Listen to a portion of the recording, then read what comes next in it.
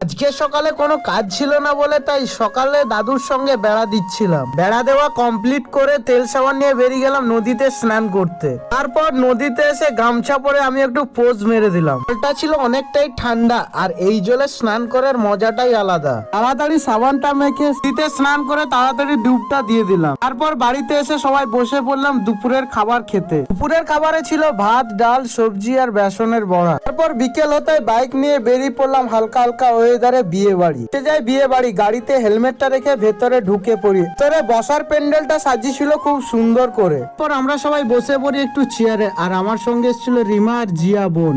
রিমা তার মেকআপের কাজ শুরু করে। মেকআপটা কমপ্লিট হয়ে যাওয়ার পর দেখতে লাগছিল খুব সুন্দর। তারপর বসে পড়ি খাবার টেবিলে। প্রথমে দিল প্লেট, তারপর দিল ফ্রাইড রাইস আর মটর পনির। সবকিছু খাওয়া দাওয়ার পর সবার শেষে মিষ্টিটা খেয়ে তারপর চলে আসি রিমাকে ছাড়তে। ট্রেনে চাপিয়ে দিয়ে